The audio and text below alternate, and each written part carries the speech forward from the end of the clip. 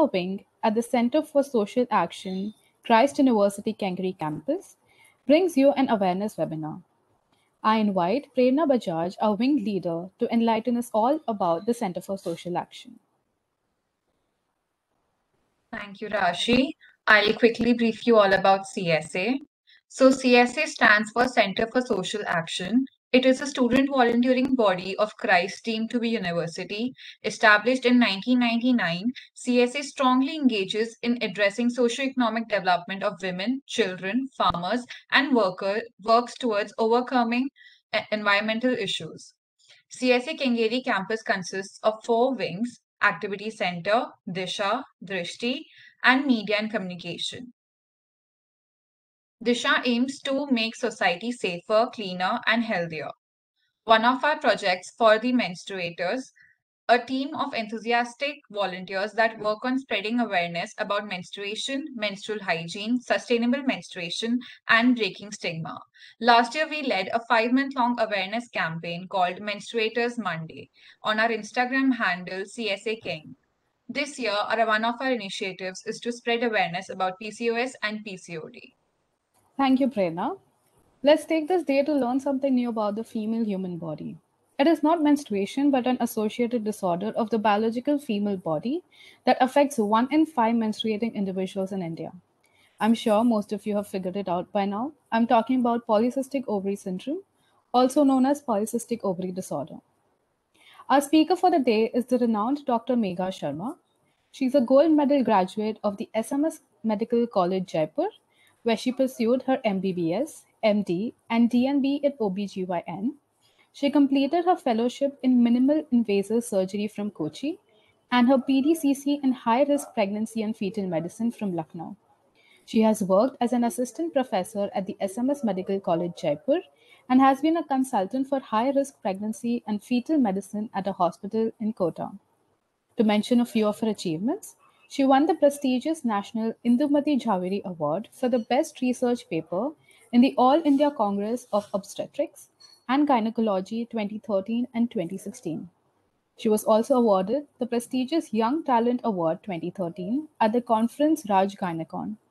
She is a holder of the first prize for a poster presentation in the World Congress on Population Stabilization in 2012. With this said, I would now like to call upon Dr. Megha Sharma to carry on with today's webinar. Thank you, Rashi, for such an elaborate introduction. Can you make me a host so that I can share my content? Yes, ma'am. Prerna will be doing that. Ma'am, yes, I have done it. Yeah. Can you share? Yeah. Okay, sure. I hope you all can see. Yes, ma'am. Yes, ma'am. Okay. So, a very warm good evening to all my friends, my juniors and colleagues. So, spreading awareness about PCOD is a very important and a huge task which you all have undertaken, and I want to give a loud applaud for this, because PCOD and PCOS are one of the most common syndromes, one of the most common complaints that we come across when we sit in our OPD.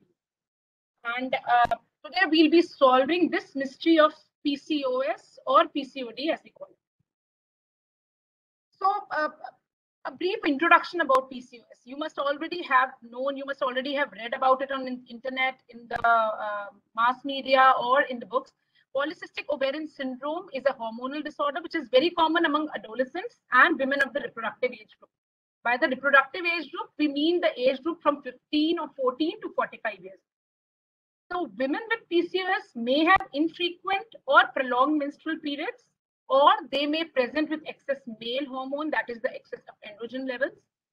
And the main pathology behind this is that the ovaries develop numerous small collection of fluid or follicles which fail to regularly release the ovum or the eggs as we call it. The main pathogenesis as such of PCOD or polycystic ovarian disease are 3. The neuroendocrine dysfunction characterized by increase in LH or the luteinizing hormone as we call it. There is a dysfunction of the ovarian and the adrenal steroidogenesis, and there is a metabolic dysfunction too, which is characterized by insulin resistance and hyperinsulinemia. And ovary is the central to all this pathogenesis. So now all these medical terms might be confusing. LH, neuroendocrine dysfunction, ovarian, adrenal. So to simplify it, let me explain you in a simplified manner.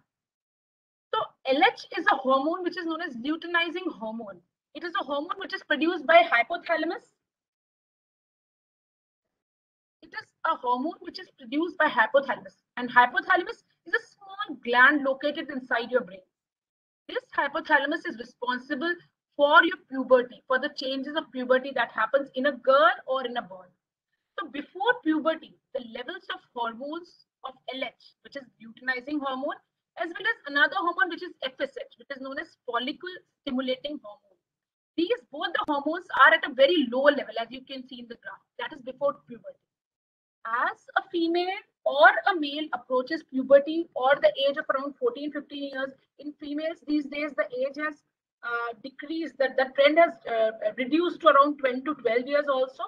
At that time, this level of luteinizing hormone increases. It increases to such a level such that ovaries start producing the mature eggs, which an adult female needs to do. And at that time, this LH level rises. Once that level of LH is reached, once we attain that puberty, every month or in every cycle, there are surges of luteinizing hormone. The luteinizing hormone rises, then it comes down again to the base level. And then again, after a specific period of time, in a month or in 35 days, it will rise again, and then it comes down. So it is this LH surge or the cycle of this LH and FSH surges that causes the ovaries to mature, the ovaries to secrete the female hormone or the estrogen that you must have read, and also the male hormone, that is the androgens. See, being females, it is not that we have only estrogen or the female hormone in our body. We also have a little amount of androgens of the male hormone, which is responsible for a variety of other things possible in our body. So both these hormones are secreted by the ovaries itself. And the LH, FSH plus the hormones that are secreted by the ovaries, the androgen and the estrogen together create a balance in the body, which leads to a regular menstrual cycle, which will lead to all the pathogenesis and the pathophysiology of a polycystic ovarian syndrome or disease. So moving further, so what are the main signs and symptoms of polycystic ovary? Irregular periods, excess androgens, and polycystic ovary. Now, what are the causes? See, the exact causes of polycystic ovaries is not known, but we can just hypothesize, like what is the exact cause? There may be an excess secretion of insulin. Insulin is a hormone which is secreted by pancreas. Pancreas is another gland which is located in the abdomen of the body. Insulin is responsible for utilization of sugar in the body. Whatever you eat is converted into glucose or other form of sugar, and that is utilized, that is converted into fat, that is converted into energy and other forms by this insulin hormone. This is secreted by pancreas. So sometimes there is a resistance develops to the action of this insulin in the body. When the cells become resistant to the action of insulin, when the blood sugar rises, pancreas will secrete more of insulin, but still, because of that resistance, that blood sugar is not utilized, and so more of insulin is produced. So this becomes a vicious circle, and this results in increased androgen production by ovaries also, and this results in a chronic anovulatory stage. I'll tell you what is anovulation for the slides. Then in PCOS, another hypothesis is we have a very low-grade chronic inflammation, which may lead to substances which can create infection in the body, infection in the genital organs, and these in turn can lead to long-term complications of polycystic ovary, like heart diseases and blood vessel problems like diabetes and atherosclerosis. Well, certain researchers have linked PCOS to hereditary also. We might see females having PCOD and their children and daughters and their sisters having the similar symptoms of PCOD. So a hereditary component might also be there. And the fourth one is excess androgen. Androgen, as I said, is the male sex hormone, but it is produced by the females as well, and it is produced by the ovaries in the female. androgen secretion is risen above a particular level, then it may lead to the serious symptoms of polycystic ovarian syndrome. That is hyperandrogenism, like hirsutism, acne, and male pattern baldness. Excessive hair fall may be there. Hair on the areas where usually a female doesn't have, like on the chin, just above the lips, on the chest, or on the lower abdominal part. So all these parts form a part of hirsutism, as we call it. Now, what do you mean by irregular periods? See, for different females, for different girls, periods may be of different duration also, maybe different types also. For every female, it has different meaning. But irregular periods will only be described as irregular when you have your periods apart from your regular cycle. If you have a cycle of 35 days with a bleeding of around 4 to 5 days, and you always have your menses within those 34-35 days, plus minus 2 days is fine, then these will be called as regular periods for you.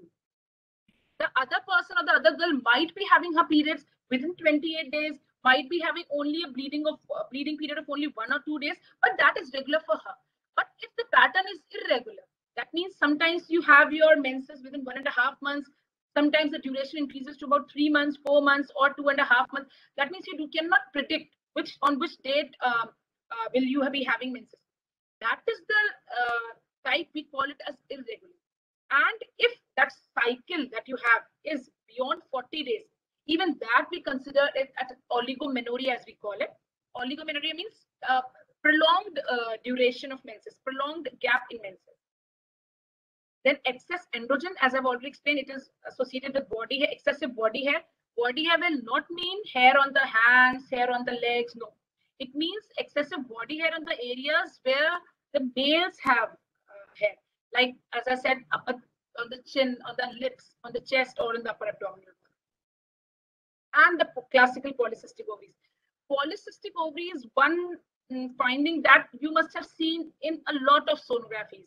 In almost every third USG that any female of any age gets, we get the finding of polycystic ovary. So what exactly is polycystic ovary? See, this we can see on one side a diagram of the normal ovary and on the other side a diagram of the polycystic ovary. In a natural cycle, in a female, usually only one egg matures in a cycle. That egg is small first, it's a follicle, then it becomes a primary follicle, a secondary follicle, and then mature follicle, and then it ovulates. That means it becomes a mature egg, a mature ovum, and only a single follicle matures and ovulates during the cycle. What happens in polycystic ovaries is, instead of a single follicle maturing, we have multiple follicles, and that maturation is arrested in a particular stage of development. That is, the mature follicle does not mature to the stage of ovum. So there are multiple follicles that are arrested in the stage of mature follicle, but it does not ovulate. Because it does not ovulate, so the normal hormonal surges that I was talking about, the LH, the FSH, the ovarian hormones, the estrogen, that is not taking place. And as a result, there are multiple small follicles that are arranged in the ovary. The typical finding of polycystic ovary, as I'll show you in the next, like this. Both the ovaries, you can see multiple small follicles arranged at the periphery of both the ovaries. So this is a typical picture of polycystic ovaries. If whenever you go for a scan, you can ask your radiographer or a sonographer to show you if she says, okay, this is a polycystic ovary. You can ask whether, okay, this is the picture that they are seeing, or is there any other? Now, one of the most important question was, what is the difference between polycystic ovaries and polycystic? See, polycystic ovaries is the feature of just ovary, like I demonstrated in the previous thing. There are multiple small follicles in the ovary that are arranged in the periphery, and none of them matures at appropriate date to form the ovum. In such case, there is no ovulation. So these cycles are known as anovulatory cycles. Usually, anovulatory cycles are prolonged. That is, we may not have periods for 1.5 months, 2 months, and 3 months, and then there will be a period of breakthrough bleeding, which we call, because the endometrial lining has become so thick that the body cannot support its blood supply at that time, and so it sheds off. So it is anovulatory. The ovum has not matured, but still the bleeding is there. You get menses after a prolonged period of duration. This is usually seen at multiple times physiologically also in the female lifespan. During the adolescence, during the pubertal times, when the girl has just achieved the menarche, when she starts with menses, the hypothalamic pituitary axis or the hormonal axis is not yet matured. So at that time, there may be a different surges of hormones somewhere, LH, FSH. So that cycles are irregular. At that time, we do have anovulatory cycles. And at that time, we can have physiological polycystic ovary picture in that particular female. That is polycystic ovarian disorder or disease. It is not a syndrome at that time. It is a disease. It is a physiological phenomenon. The similar thing we can get when a female gets pregnant and she delivers, after she delivers a baby.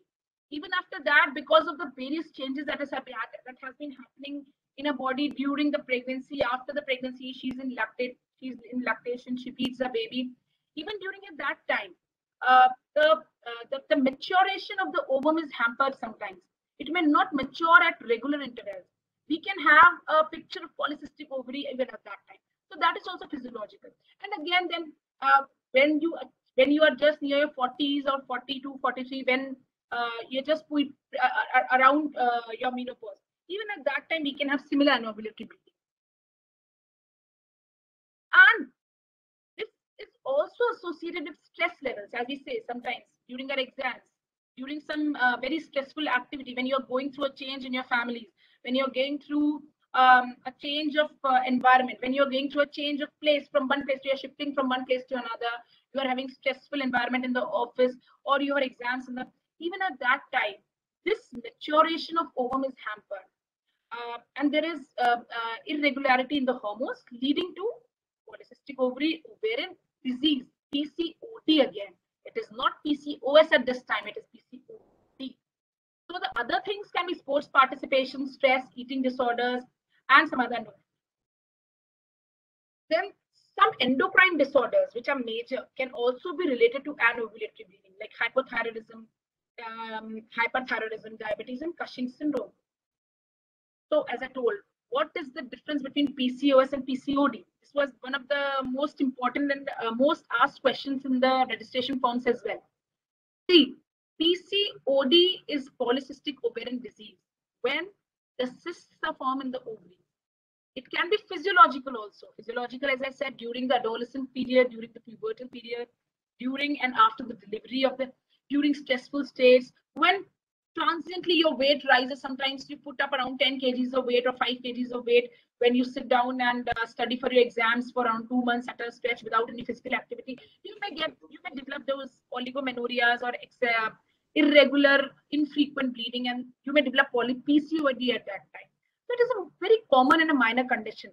It can be temporary, it can be easily treated, and usually does not affect fertility. Plus, it is very common. Almost 1 in 5 females, I would say 1 in 4 females will have PCOD at some or the other time of their life. It's not like it is a permanent condition. I may have PCOD when I was an adolescent and I may be completely normal now with completely normal or regular cycles.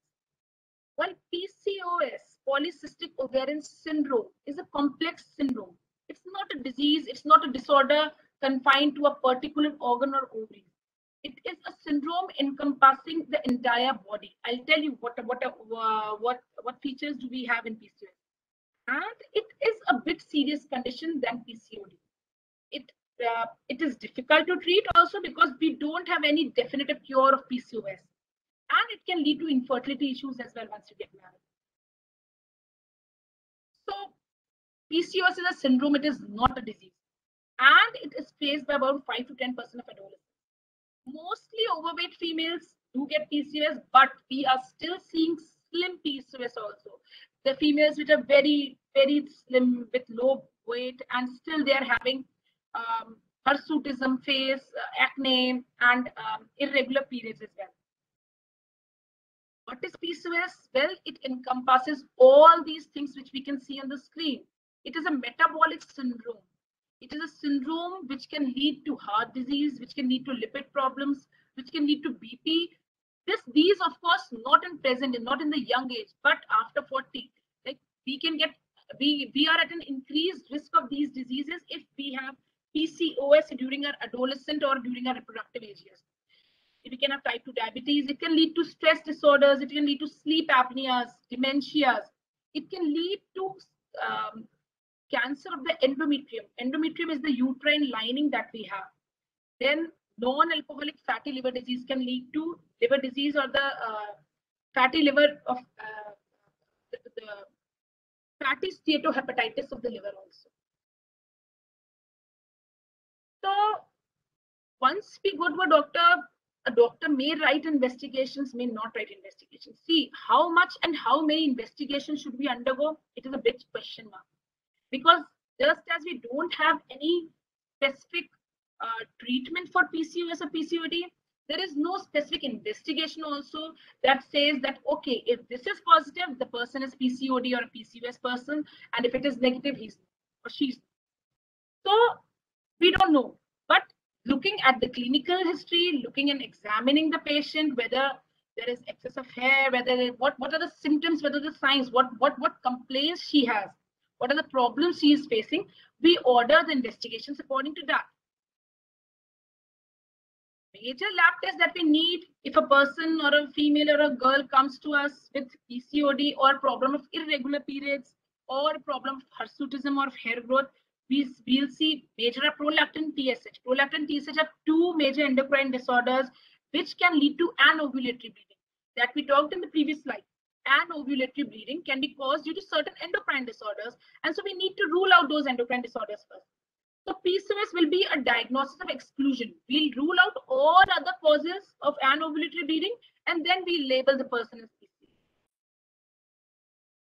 So what will be the management of PCOS or PCOD? Well, it all depends upon what the problem is. What is the complaint of the patient? An adolescent female might not complain you about infertility, but she'll complain you about acne. She'll complain you about hair growth. So you will be the target of the treatment will be the control of acne and of hair growth. She might be having problem of irregular periods only, not of any acne. So we'll target only irregular periods, not any other thing. But there are certain treatment lines or the management lines which are central to all these symptoms. Okay, so we all like burgers and we all like chips, especially the college. Even when I was in my college, I used to love fast food. But all this fast food, all the stress conditions will all lead to gain in weight, and gain in weight may lead to polycystic ovary. Menstrual dysfunction like oligomenorrhea or amenorrhea, it may lead to, as I said, hirsutism and male pattern hair loss also. And the treatment options available, we'll discuss about. So the first and the foremost treatment option of PCOS or PCOD, diet and exercise. Diet doesn't mean you have to follow strict diet, like you will not eat anything and you want a weight loss of around 2 kgs in 7 days. No, it doesn't mean that. Diet means following a particular diet pattern so that you get a balanced nutrition to the body, along with reduction of those food items that will lead to exacerbation of your condition. So I said management of the PCOS will relate to the complaint and the age.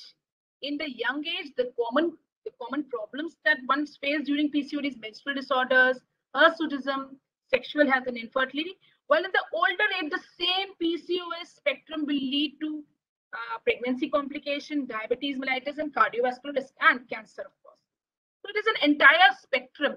And apart from gynecology, a whole lot of multi-specialties have to be involved in a serious PCOS case, like dermatologist, like endocrinologist, a diabetologist if the patient has showing high insulin resistance, a cardiologist if we are seeing a patient of PCOS in the advanced age and we think that she's at a high risk of cardiovascular disease, and a geriatrics as well. So obesity, we all know that BMI, like obese, we say that BMI more than 30 is known as obese. Or a waist-hip ratio, that is waist-hip ratio means your waist circumference divided by your hip circumference. If it is more than 0.82, it is called as obesity. And this, if it is more than 0.82, is a very high risk factor for metabolic syndrome, which is a part of which which a PCOS is a part. So lifestyle and home remedies helps to decrease the PCOS. So we should try to maintain a healthy weight. Weight loss, what will weight loss do? Well, weight loss will limit your androgen levels. When you reduce, you must have noticed, if you gain weight, your periods become irregular. Even if you lose 2 kgs to 3 kgs of weight once your doctor advises, those hormone levels tend to return to normal and your cycles will regularize again. It will reduce insulin levels also. Not only insulin levels, weight reduction and exercise also lead to decrease in insulin resistance. Insulin resistance, I told you that during metabolic syndromes, there is an insulin resistance. That is, the cells cannot metabolize glucose or sugar under the effect of insulin. So more insulin is formed. More insulin is formed, still the glucose cannot be metabolized. So all the more insulin. So it becomes a whole vicious circle. Insulin is formed, androgen levels become high, ovary anovulates, again more of insulin, again more of androgen, and anovulatory cycle. So we have to stop this vicious circle somewhere. And that we can start with exercise and a good and balanced diet. Avoiding complex carbohydrates. Complex carbohydrate means the carbohydrates, avoiding the carbohydrates which have high glycemic index. What do you mean by glycemic index? Those substances which, when you eat or ingest, increase your blood sugar levels immediately, or they increase your blood sugar levels in a pretty fast manner. Those things are called as high glycemic index food items, like bread, like pastries, like sugar, and like refined foods, like chips.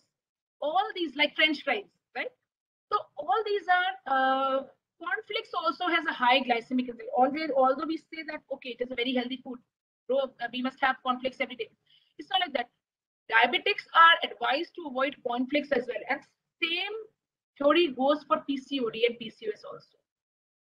We should try to have substances or food items which have low glycemic index, because once your glucose levels rise gradually, the insulin levels will also rise gradually, and so that insulin resistance is overcome. There is decrease in androgen production also. Okay. Then exercise, of course. Exercise doesn't mean you go and spend 4 hours in gym sweating and everything. Exercise means 30 minutes of brisk walk, 30 minutes of cycling or aerobic exercise in a day, and 5 days a week. That's it. That's the only thing you need to do. Even if you go and brisk walk in a garden or a park for 30 minutes in a day, and you realize that your problem of PCOS, your problem of irregular menses will decrease even in such low density. Of course, we can go for vigorous exercise as well, but as a treatment option, if I say, and if you're not very much obese, not the BMI is not very high, more than 35, then exercise, limited exercise, 30 minutes brisk walk, 30 minutes cycling, or 30 minutes of aerobic activity will suffice, whatever you need. There are various options of diet also, Atkins diet, Zones diet. I'll not go into the details. You can go into the details, find these details on net also. But these are all not long-term solutions to the problem.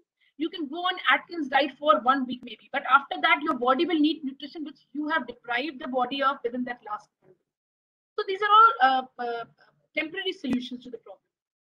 Exercise, as I already said, and bariatric surgery, which is only required for morbidly obese adolescents, which is not routinely recommended. Well, if the female has complaints of seborrhea or acne, consult a dermatologist. We have certain hormonal OC pills or oral contraceptive pills also, which decrease the formation of seborrhea or acne and will also regularize your cycles. So we prescribe that.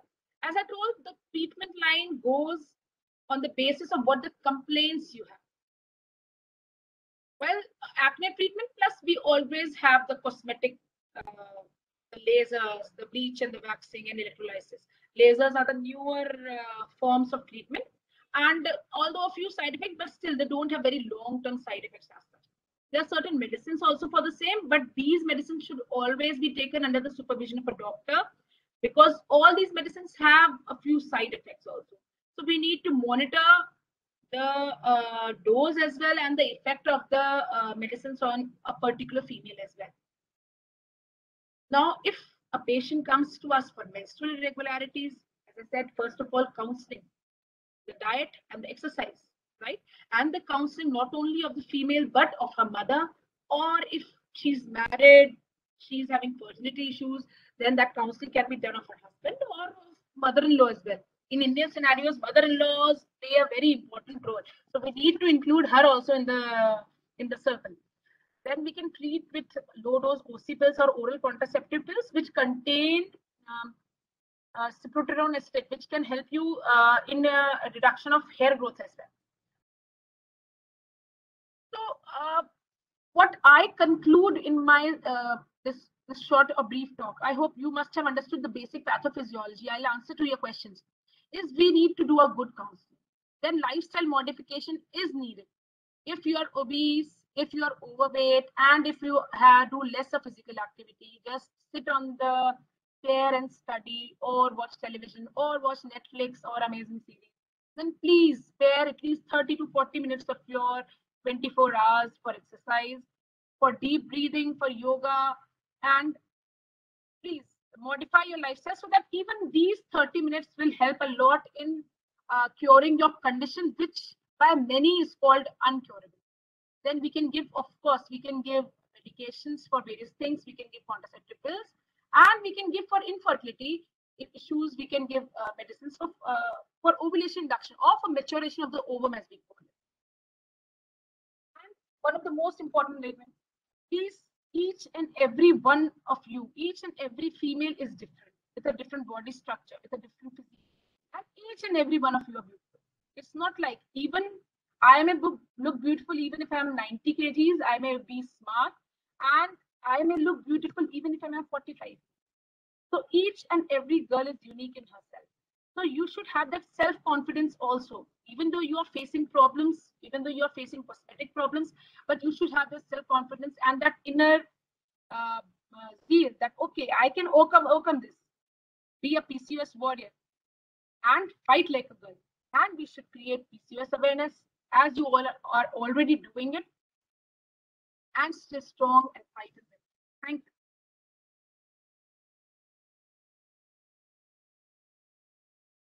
That was a really great session, ma'am. Okay, all right, everybody, the floor is now open for questions. You can unmute to address your queries or put them in the chat box, however you find it comfortable.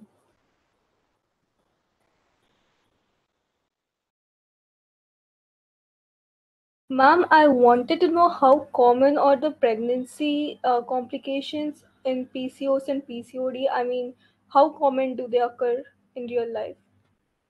See, as I told, PCOS, if you are suffering PCOS, means the entire spectrum of disease, the hirsutism, the hair growth, the androgen levels are rise. Even the clinical, when you go for investigations, your testosterone levels will be high, the acne, plus the menstrual irregularities.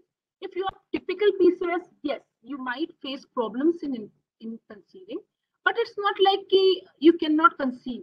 We have treatment options available.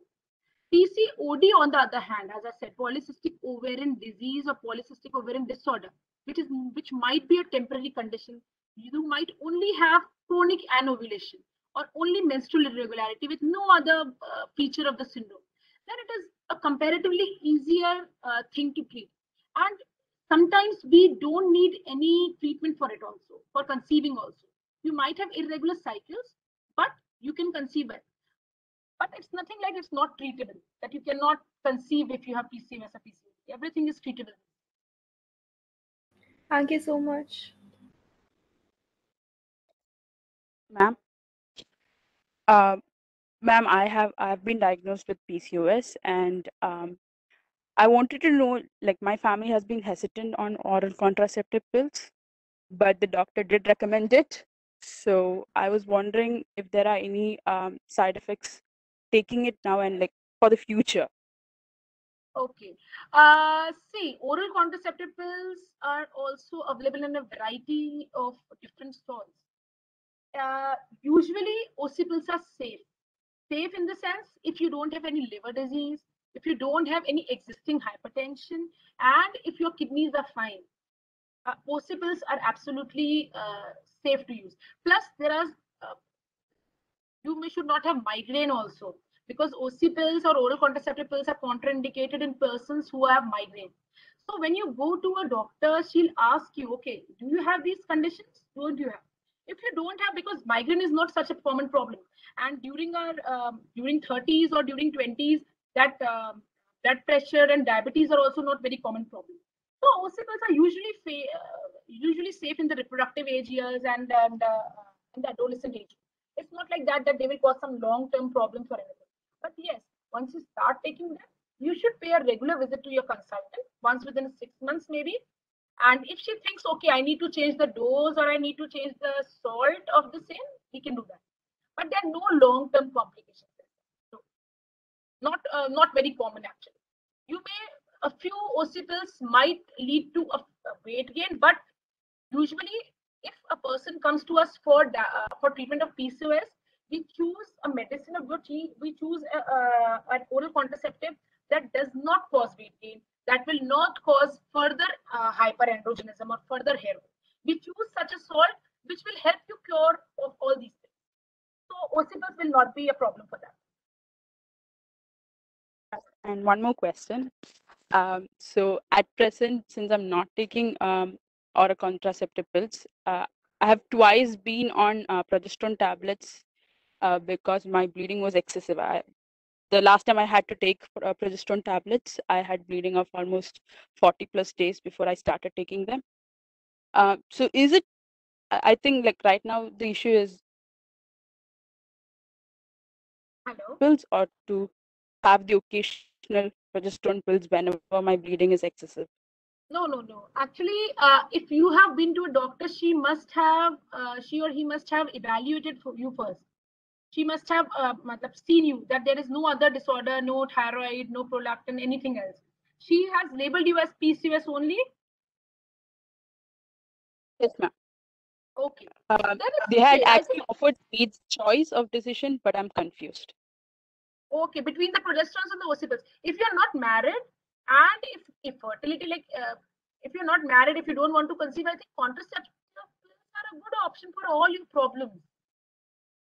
Because every time progesterone every time is not a very good option, because progesterones can cause breakthrough bleeding. Bleeding means you can have intermenstrual bleeding also between the cycles also. Once you start taking OC pills will regularize your entire thing. See, if you are married, if you want to conceive, of course, at that time, oral contraceptive pills we don't recommend, because the patient is already having PCOD plus she wants to conceive, so we will not prescribe her OC pills. At that time, we can resolve. But if you ask me about either progesterones or OC pills, as you stated your history, I would say go for OC pills for 3 cycles at least. Depending upon the bleeding of what the extent of bleeding you have, you might need to raise the dose, but apart from that, it's fine. It's not a problem. Thank you, ma'am.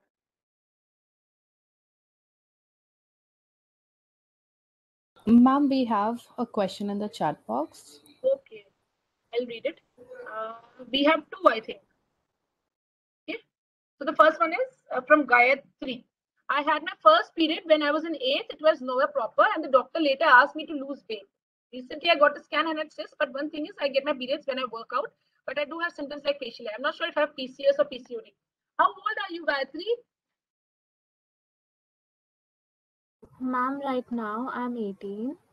You're 18. So you are in the adolescent age group. You are not yet mature. You are not yet grown So up. there's been a lot of confusion because I've gotten tests like so many times. Okay, see, at this time, the only thing that worries you, some amount of facial hair everybody has. It's not like the thing that I'm talking about in PCOS is hirsutism. Hirsutism means definite thick hair that a male has on his body, thick. The fine hair everybody has. Some are light colored, some are dark colored. When they are black, you are able to see them. When they are light colored, like many of us may have light colored hair which will not be visible, but that will not label it as hirsutism. So if you're just 18 and get your thyroid done, I think and your prolactin, which are the two most important. Ma'am, my thyroid and prolactin levels are normal. But yeah, my insulin levels are high, like insulin resistance. It's okay. Insulin resistant, insulin level.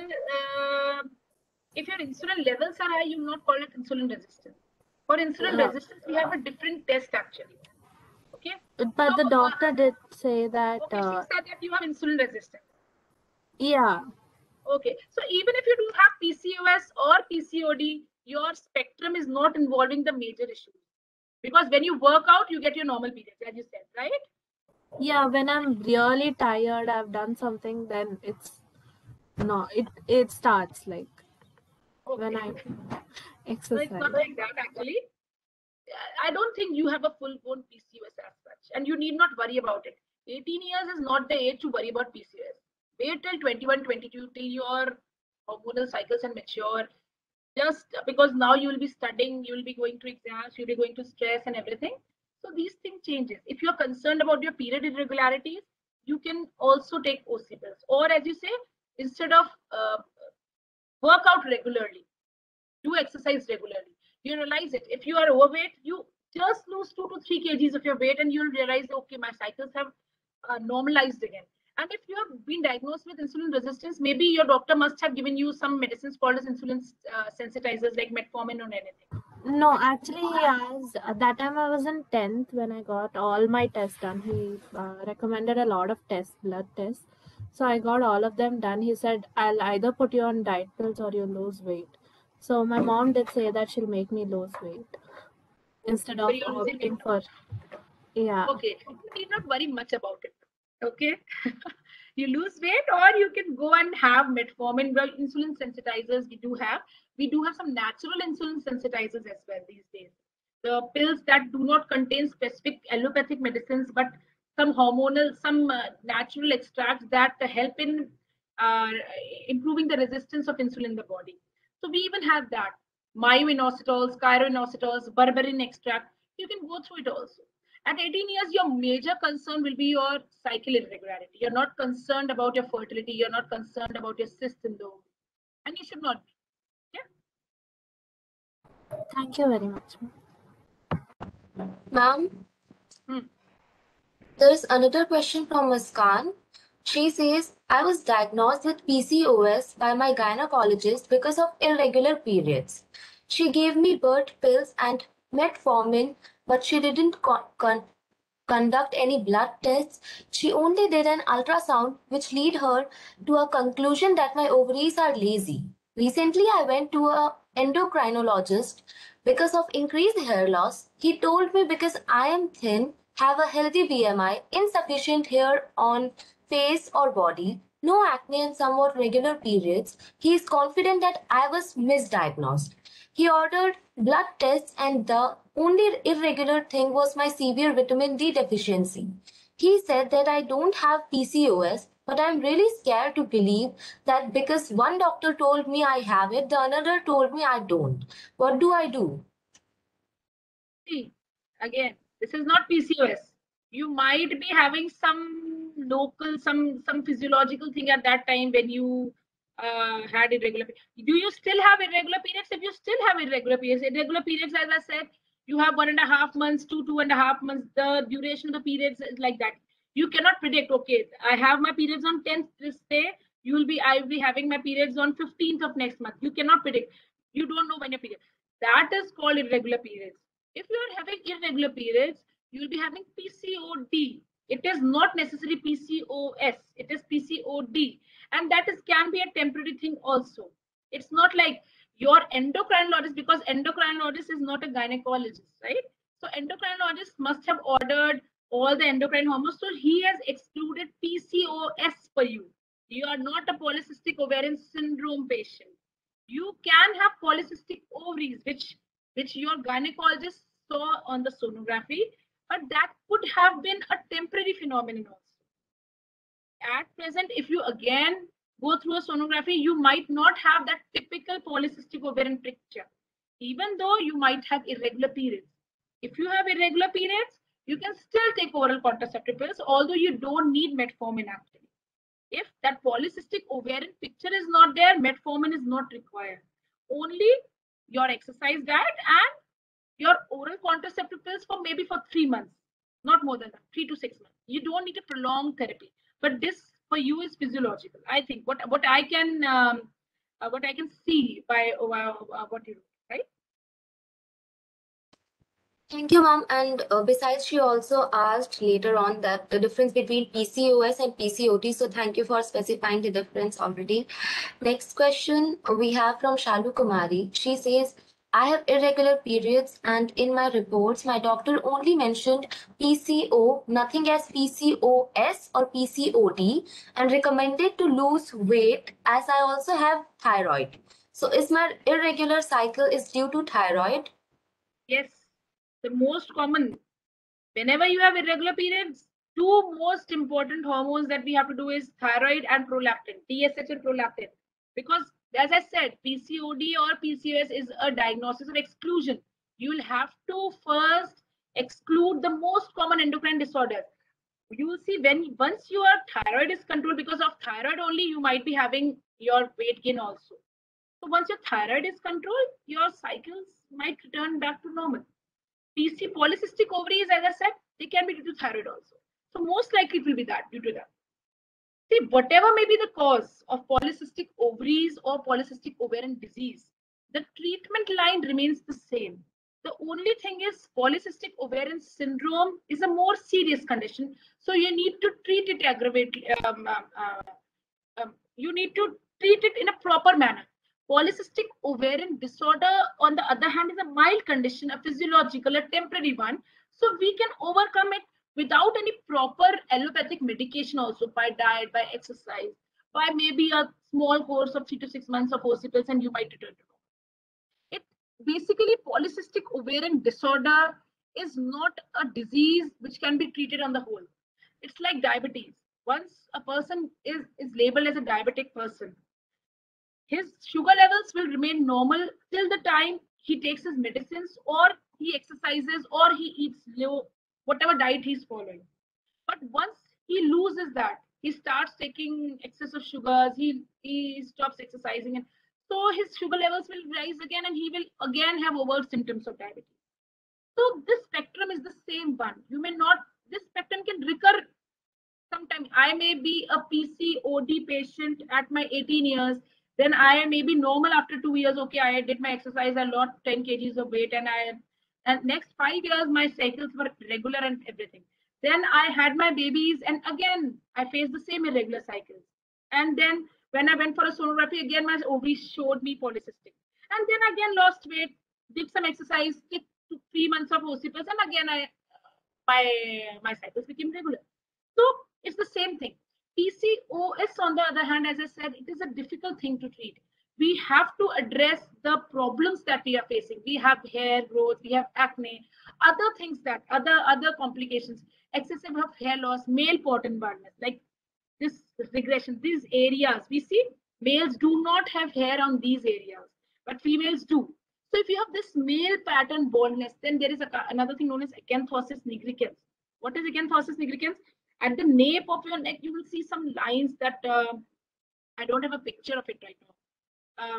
Some discoloration at the nape of neck. Even that is a sign of insulin resistance. So all these spectrum together form a polycystic ovarian syndrome. Polycystic ovarian syndrome, once labeled as polycystic ovarian syndrome, you'll always be a sufferer of PCOS. It will not go. It will not be like, okay, once treated, I'm all fine. You will have to control it till the time you want to conceive, till the time you are 40, 45 years. Thank you, ma'am.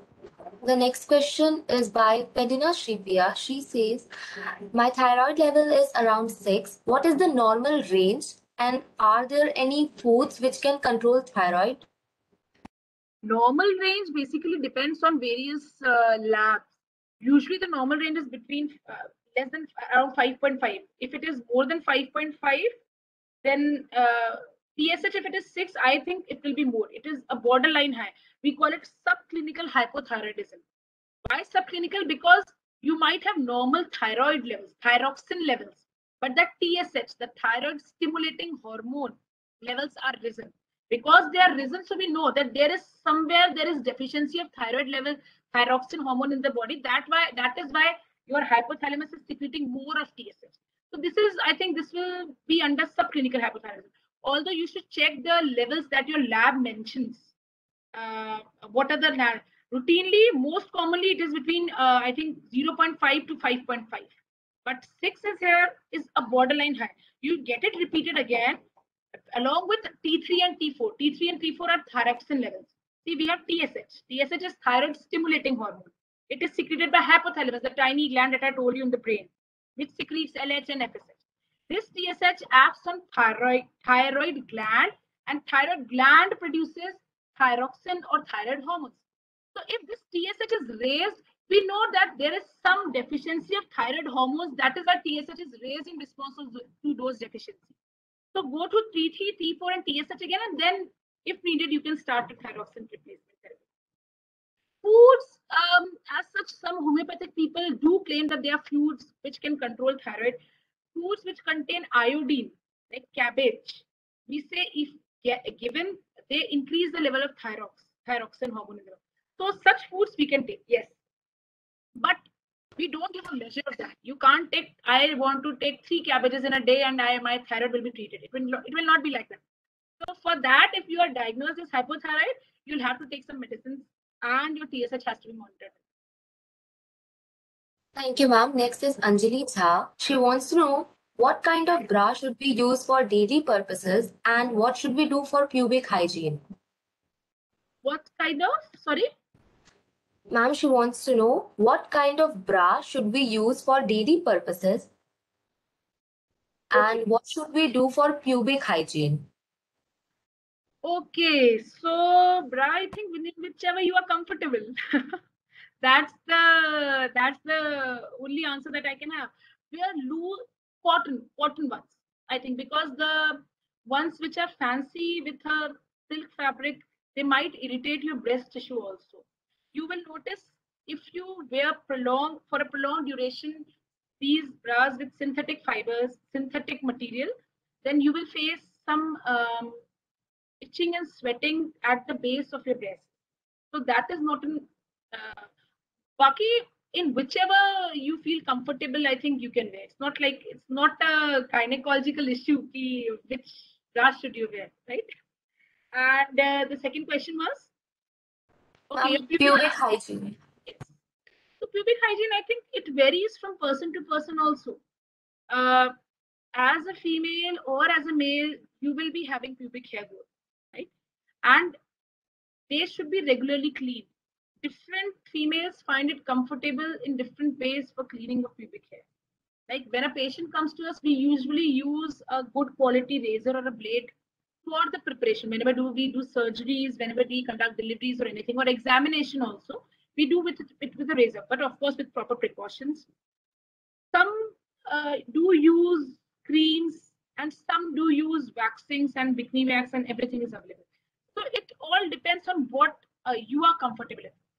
The thing that you should use, whatever you use, they should be hygienic. Whenever you go for a bikini wax or for any waxing, the towel that you use, that the salon people are using, or that the razor that you are using, it should be clean, properly hygienated, properly sanitized. If you're using it again, if it is a reused one, please clean it before, because you'll find once I have been seeing cases when they remove their pubic hair with creams or with razors or the wax, the face issues was itching after that.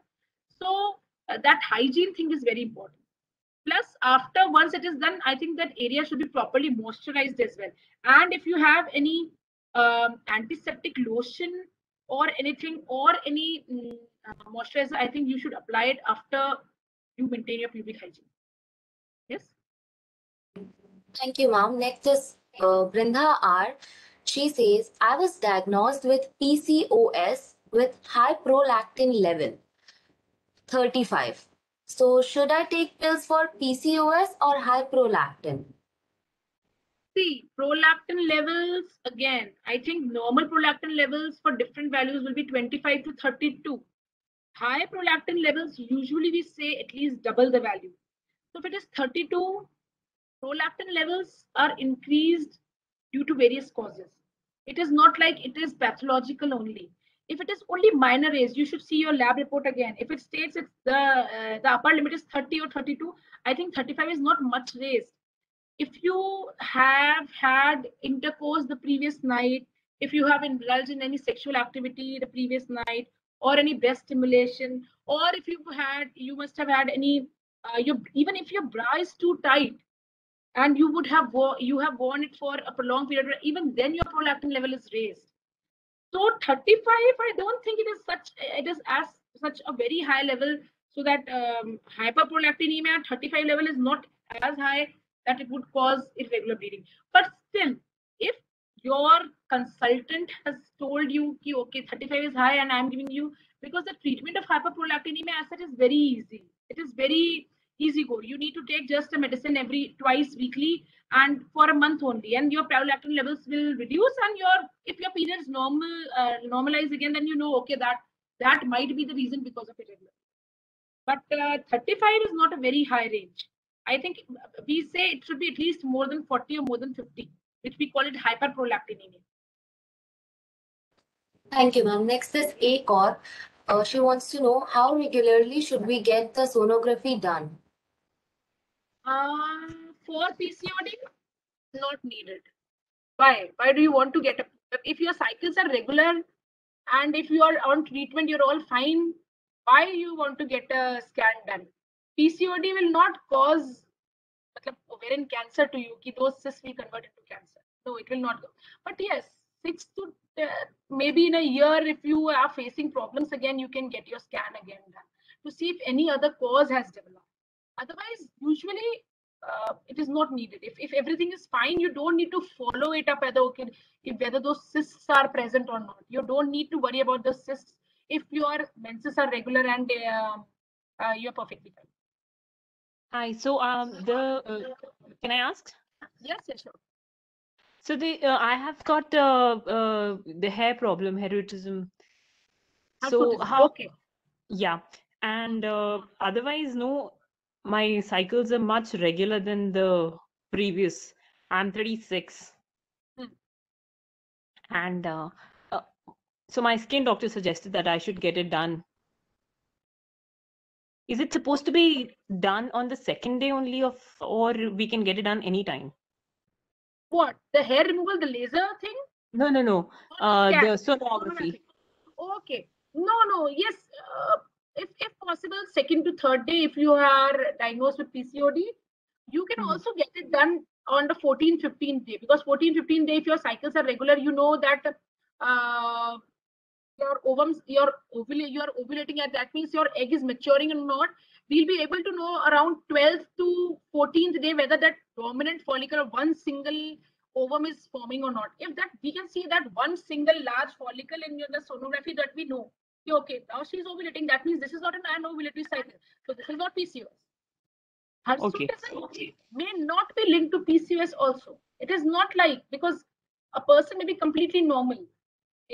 Zaruri nahi hai, it is not necessary ki if you have hirsutism, then you will have PCOS. Hirsutism is just a component of PCOS, but hirsutism can be a manifestation of some other things also. Some other disease, some other problem also. It can be an individual problem. No other problem, only hirsutism is there. Cycles are regular. You must have kids easily without any treatment, and there is only hair growth, so that's fine. You can take treatment for that, but it is not PCOS as such. So, thank you. Yes. Is acanthosis a sign of PCOD or PCOS? It is a sign of PCOS. It is a sign of insulin resistance, actually. Insulin resistance is a part of the spectrum of PCOS. So we know that, okay, if the person is having PCOS, if the person is having acanthosis nigricans, she might be a probable candidate for diabetes. She might be a probable candidate for PCOS also. Acanthosis nigricans can also be in males. It is not like it can only be females. It can be males also. So in males, it will be an indicator of diabetes and an indicator of cardiovascular diseases in advanced age. Yes, ma'am. So I had this doubt. That's why whether if I have PCOS or PCOD, because I was not really sure. If your parents are diabetic, like if your cycles are regular, everything, so it is only a sign of insulin resistance. So you should get your sugar levels checked, and you are a potential candidate for diabetes. That doesn't mean you'll get diabetes at My 25 sugar years old. levels are normal. I check them regularly. I go get a test done. It's just a risk factor. It doesn't mean you do have. You can have once you reach that age of 40 years or maybe at 38 years. Now you are young, your insulin levels are fine. Don't worry. Thank you, ma'am. Next question is from Ria. She wants to know, does Covishield have any effect on the menstrual cycle? No, actually, this is still a topic of dispute and research. This hasn't been mentioned in the papers, in the literature that Covishield still has. See, COVID is a relatively new thing. It is only for past 1.5 years that we are having COVID. Covishield, another only 6-7 months, maybe we are facing, we have been using Covishield. Still don't know what effects does have. But no, I don't think so. No. Thank you, ma'am. Next is We have to conduct a research on it. How many of you have taken Covishield and how many of you have delayed periods after taking Covishield and for how many months? So we'll publish that research afterwards. Okay, ma'am. Thank you, ma'am. Next is Muskan. She wants to know, can low vitamin D and B12 levels have some effect on periods? Yes, low vitamin D can cause irregular cycles, because low vitamin D can cause irregularities in the ovum maturation. This is the reason in infertility, or when the person is not conceived, when a couple seeks a treatment for infertility, we also prescribe vitamin D to her. Indian females usually will have low levels of vitamin B12 and vitamin D, irrespective of age, irrespective of region, and irrespective of any caste. Even most of them, almost I think 70 to 80% of the females I come across will have low levels of vitamin B12 and vitamin D. Vitamin B12, of course, in non-vegetarians, it is because of regular intake of vitamin D, but in vegetarians, there is a deficiency of vitamin B12. Vitamin D does have a role in periods. So if you are diagnosed with low vitamin D, you should anyway take treatment for vitamin D. It will be good for your bones. It will be good for your periods. Thank you, ma'am. Last question is from Megha. She was diagnosed with PCOD and began with homeopathic medicine. Her acne has improved very much, but not her irregular periods. It's been more than 4 months. So should she continue with same doctor or change it? See, I'm not very convinced with the homeopathic treatment actually. Acne has improved maybe, but homeopathic medicine I cannot comment actually. If you go, I think you should consult a proper allopathic doctor and go through the whatever medicines he prescribes. Because if acne has improved, that means the treatment is only working on the acne. That is, the treatment is only working on the androgen part.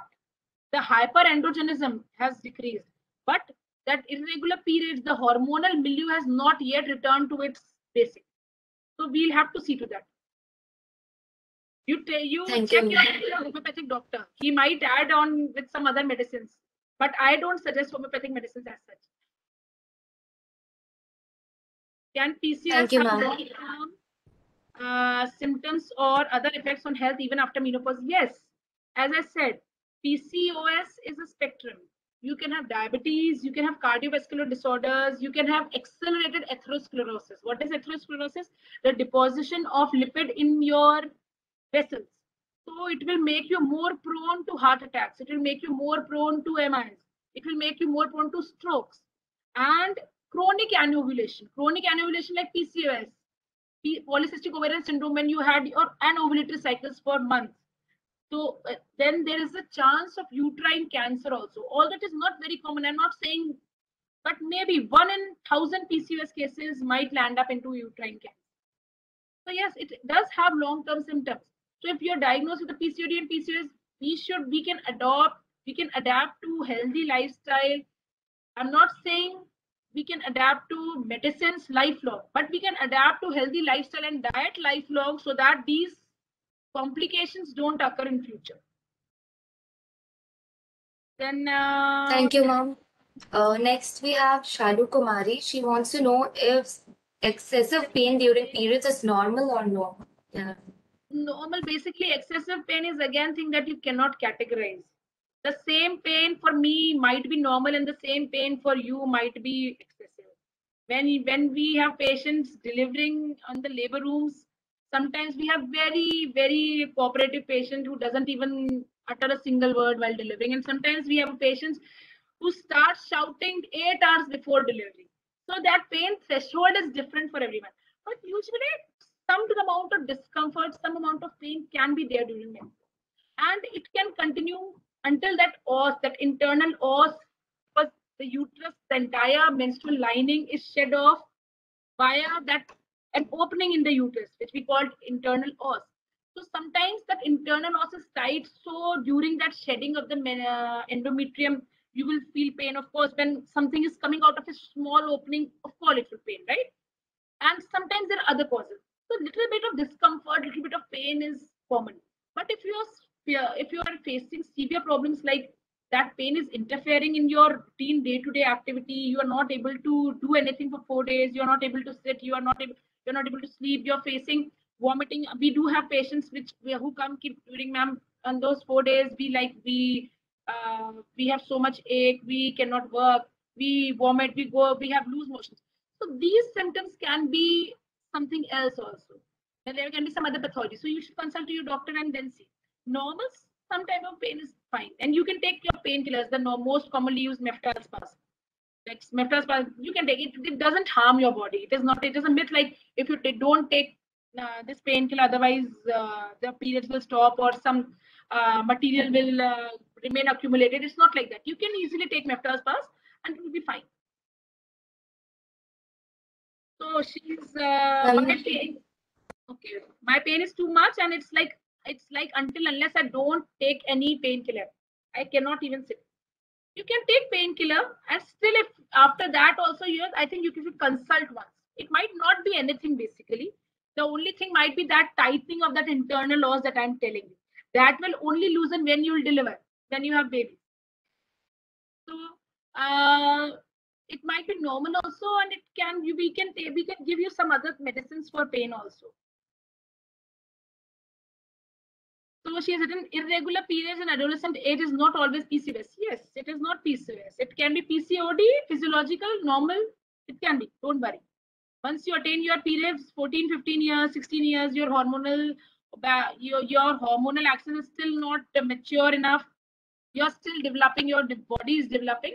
It is normal. It can be normal. Exclude thyroid, exclude hypoparathyroidism, and if it is fine for you, it is okay. And if you're really concerned, then take some medicine. Otherwise, it's fine. Thank you, ma'am. I think all the questions are being answered. Also, there is a request that can you please share the PPT? Okay, yes, I can do that. I'll do that right now, or I'll share it with one of you. I'll share it with Prerna, right? Yes, ma'am. Okay. Anything is fine. Thank you, ma'am. Okay. All right. Yeah, I think we had a great Q&A session. I'm sure everyone's doubts were cleared. It was very informative. Got to learn a lot of stuff today. So I would now like to invite Ananya Guru to deliver the vote of thanks. Okay. On behalf of Disha Center for Social Action and Christ Team to be University, it gives me immense pleasure to place on record my gratitude to Dr. Megha Sharma for such a captivating and informative webinar. I would like to thank Rashi and Sneha for emceeing and moderating the webinar for the evening. I would also like to thank Prerna Bajaj for resourcing and bringing in our esteemed speaker for the session. I would like to thank the team of volunteers for organizing this webinar efficiently. I would also like to thank Dr. Jyoti Thomas for being our guiding light and supporting us throughout our endeavors. Lastly, I would like to extend a huge gratitude to the audience for being so accommodating and for spending your evening with us. Once again, thank you all. A gentle reminder to please fill in the feedback form given in the chat box and help us grow. This is Ananya Guru signing off. Thank you and have a great evening. With this, we come to the end of today's session. All are kindly requested to leave the meeting. Thank you. Thank you. Thank you, everyone.